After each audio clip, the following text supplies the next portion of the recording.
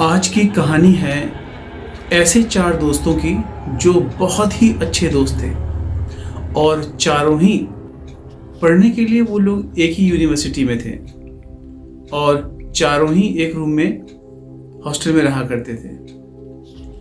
उन चारों में बहुत ही अच्छी दोस्ती थी। खाना पीना उठना बैठना चारों का साथ हुआ करता था। उसमें एक दोस्त ऐसा था जो ये कहता था कि उसको डर नहीं लगता।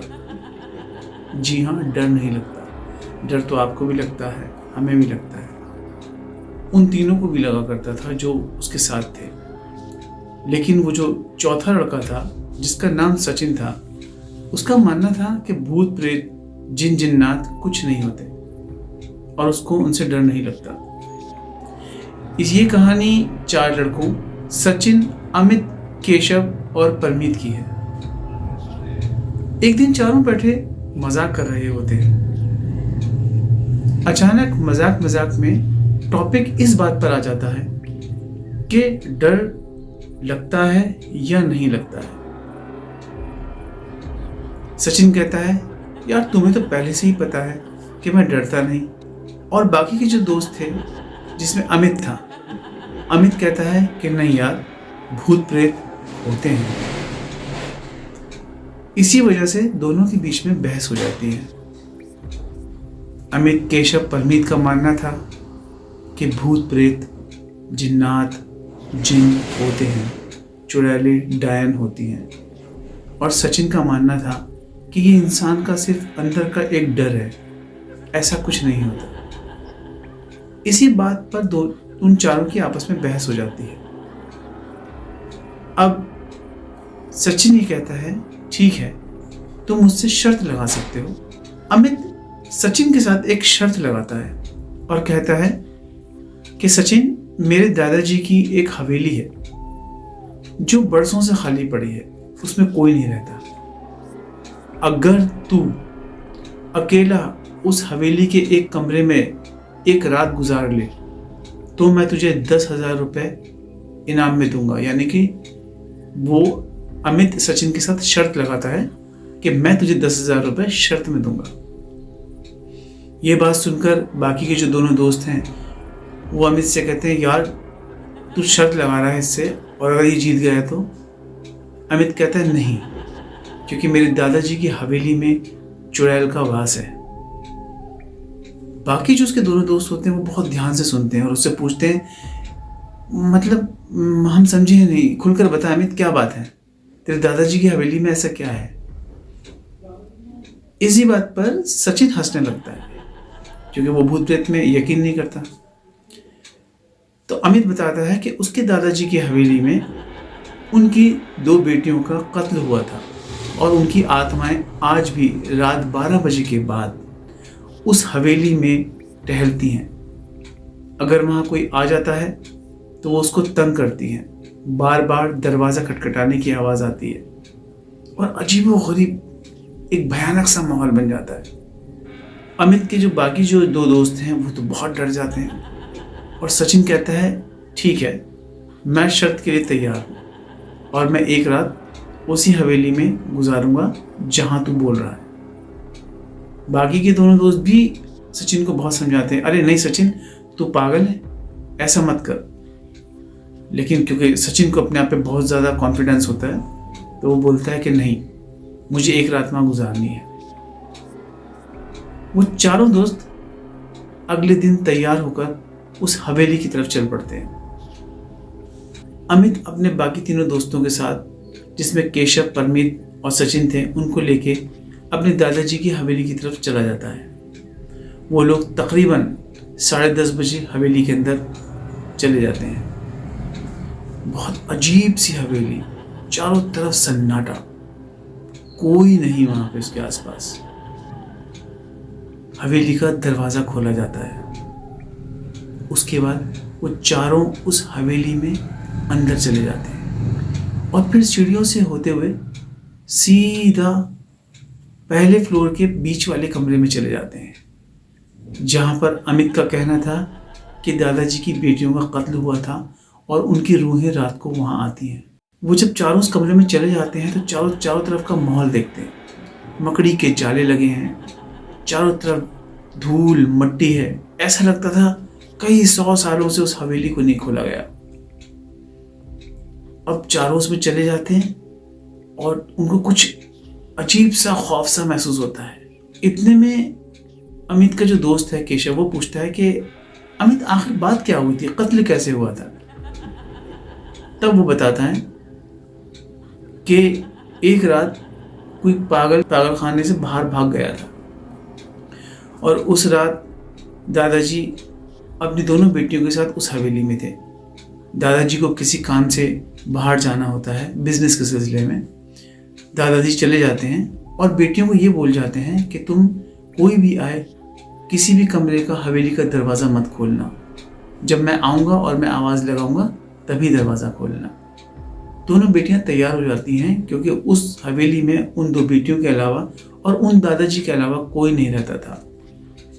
दादाजी चले जाते हैं और वो दोनों बेटियां जो हैं हवेली के सारे दरवाजे बंद करके उसी पहले फ्लोर के उसी रूम में आ जाते हैं जहाँ पर वो चारों लड़के आपस में दोस्त बातें कर रहे हैं। अब आधी रात होती है, अचानक लाइट चली जाती है।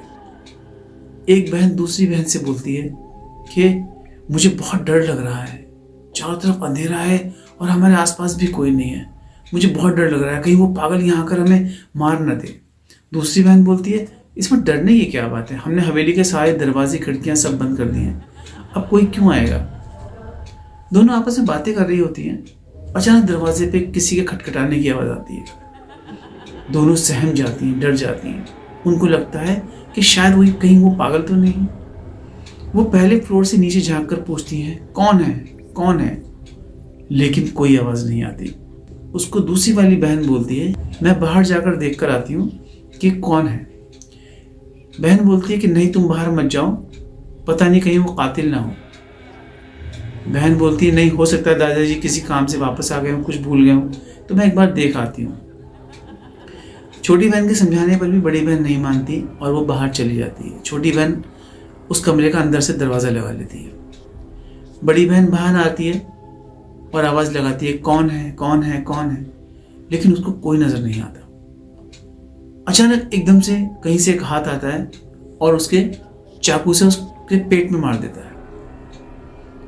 अब बड़ी बहन को कुछ समझ नहीं आता और वो पेट में चाकू लिए धीरे धीरे उस कमरे की तरफ जाती है जिस कमरे में उसकी छोटी बहन थी। वो आवाज़ लगाने की कोशिश करती है लेकिन दर्द इतना था कि वो उसके मुंह से आवाज़ नहीं निकल रही और खून बाकायदा बहुत तेज़ी से उसके जिस्म से बाहर बह रहा था। वो जैसे तैसे सीढ़ियों से होती हुई उस कमरे की तरफ आ जाती है जहाँ उसकी बहन है, लेकिन उसकी आवाज़ नहीं निकलती और वो धीरे धीरे दरवाज़ा बजाती है। दरवाज़ा बजाते बजाते अंदर से छोटी बहन पूछती है कौन है, लेकिन क्योंकि उसका ब्लड इतना निकल जाता है, उसकी ताकत शायद बहुत कम हो जाती है, वो बोल नहीं पाती और वो दरवाज़ा धीरे धीरे नॉक करती है। छोटी बहन इस डर से कि कहीं वो पागल तो नहीं, वो दरवाज़ा नहीं खोलती और बड़ी बहन जो है खून की कमी होने की वजह से जो चाकू लगने से बह गया था वो वहीं दरवाजे के बाहर ही गिर जाती है। छोटी बहन फिर अचानक दरवाज़ा खोलती है और देखती है कि उसकी बहन जो है वो गिर गई है नीचे। इतने में अचानक फिर एक हाथ आता है और छोटी वाली बहन को भी मार देता है।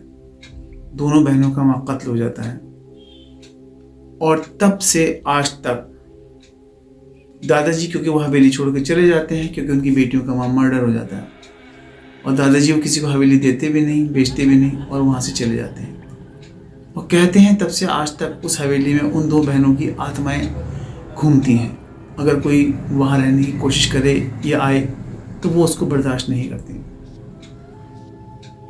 ये कहानी सुनने के बाद अमित के दो दोस्त केशव और परमित तो बहुत डर जाते हैं, लेकिन सचिन कहता है कि मुझे इन कहानियों पे कोई भरोसा नहीं है, ये सब झूठ है, भूत प्रेत नहीं होते। अमित बोलता है ठीक है, अगर भूत प्रेत नहीं होते तो तुम यहाँ आज रात ठहर जाओ और सुबह जब हम आएंगे तो हम तुम्हें 10,000 रुपये इनाम में दे देंगे। सचिन इस बात को मान जाता है और वो तीनों दोस्त उससे विदा लेके चले जाते हैं। थोड़ी देर में सचिन कमरे में देखता है कि वो अकेला है। आज रात में यहाँ सो जाऊंगा और मुझे सुबह 10,000 रुपये मिल जाएंगे, मैं शर्त जीत जाऊंगा। और वो रात को कुछ खाने के लिए जो लेकर आया था उसे खाता है। खाने के बाद वो वहीं एक जो टूटा हुआ बेड होता है उस पर लेट जाता है और आंखें बंद करके लेट जाता है। अचानक उसको आवाज़ आती है, दरवाज़ा खोलो, दरवाज़ा खोलो। और दरवाजे पे ऐसा लगता है कोई खटखटा रहा है। सचिन एकदम से डर के, थोड़ा उसको डर लगता है और वो खड़ा हो जाता है और आवाज़ लगाता है, कौन है कौन है। जाकर दरवाज़ा खोलता है, कोई नहीं होता। थोड़ी देर के बाद फिर कुछ गिरने की आवाज़ आती है। फिर सचिन अपने हाथ में टॉर्च लेके उस रूम में जाता है, देखता है, दूसरे रूम में जाता है, देखता है, वहाँ भी कोई नहीं होता। इसी तरीके से वो हर जगह देखता है, कोई नहीं होता। अब उसे यकीन हो जाता है कोई भूत प्रेत नहीं है और वो लेट जाता है। 2-4 मिनट बाद उसकी आंख लग जाती है। आंख लगते ही अचानक उसको लगता है कि उसके ऊपर कोई आदमी आया है और वो उसका गला दबा रहा है। वो इसी कि उस आदमी के साथ उसकी लड़ाई हो रही है, बस इसी ख्याल से वो अचानक बिस्तर से नीचे गिर जाता है। गिरने के बाद देखता है, उठ के देखता है तो कोई नहीं होता। उसके चेहरे पे हवाइयाँ उड़ जाती हैं, घबरा जाता है और इसी खौफ में वो भागता भागता नीचे, पहले फ्लोर से नीचे वाले फ्लोर पे आके हवेली का मेन गेट खोलता है और बाहर आ जाता है। बाहर आने के बाद देखता है सामने से एक चौकीदार आ रहा है। शायद उस हवेली का चौकीदार था या उसके आसपास किसी और का चौकीदार था। वो उस चौकीदार से पूछता है कि तुमने यहाँ से किसी को भागते हुए देखा है क्या, किसी को देखा है यहाँ पे? चौकीदार पूछता है कि नहीं भाई, इस तो हवेली में ही कोई नहीं रहता। मैं तो आपको देख के बड़ा हैरान हूँ कि आप इस हवेली में क्या कर रहे हैं अकेले। ये हवेली तो बहुत वक्त से बंद है और यहाँ तो भूत प्रेतों का साया है, तुम यहाँ क्या कर रहे हो? अब वो जो सचिन है वो हवेली की तरफ मुंह करके कहता है, मुझे वहाँ से कुछ बहुत ज़ोर ज़ोर से आवाज़ आई। और जैसे ही मुंह फेर के वापस देखता है, वहाँ चौकीदार नहीं था। जहाँ चौकीदार खड़ा होकर उससे बात कर रहा था, वो पलट के देखता था, चौकीदार गायब हो जाता है। फिर उसको लगता है शायद ये मेरा वहम है और वो वापस उसी हवेली में जाकर बंद कर लेता है अपने आप को। बंद करने के बाद वो बिस्तर पर आकर जो है लेट जाता है। सुबह का टाइम शुरू हो जाता है।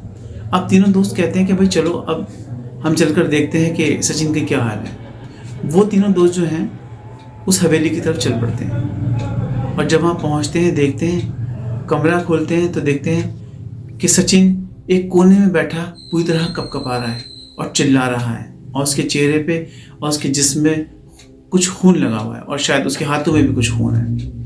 वो चिल्लाता है, बहुत बुरी तरह चिल्लाने लगता है कि मुझे बचाओ, मुझे बचाओ, ये मुझे मार डालेगा, ये मुझे मार डालेगा। अब तीनों दोस्त उसके पास आकर बैठ जाते हैं, कहते हैं क्या बात है, क्या बात है। अब जो अमित है जिसने शर्त लगाई थी, वो सचिन से कहता है, भाई घबरा मत, डर मत, मैंने जो भी तुझे कहानी सुनाई थी वो सब झूठ था। उसके जो दो दोस्त साथ में वो भी अमित का चेहरा देखते हैं और बोलते हैं झूठ था। वो कहते हैं हाँ भाई झूठ था, मैं तो सिर्फ इसको डरा रहा था क्योंकि इसने ये कहा था कि इसको डर नहीं लगता। ये बात जब सचिन सुनता है, जो दीवार से लगा बैठा है और जिसको तीनों दोस्तों ने घेर रखा है, सचिन अचानक सुन के बोलता है, अच्छा तो ये सब झूठ था?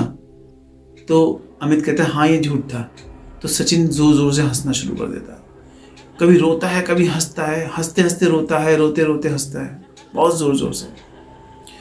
तो तीनों दोस्त उसको देख रहे होते हैं। अमित कहता है समझ में नहीं आया सचिन, बात क्या है, तू रो भी रहा है, हंस भी रहा है, ऐसा क्यों? कहता है तू सच कह रहा है कि तू झूठ बोल रहा था, ऐसा कुछ नहीं है इस हवेली में। अमित कहता है नहीं भाई ऐसा कुछ भी नहीं है और मैंने तुझे एक झूठी कहानी सुनाई थी सिर्फ शर्त जीतने के लिए।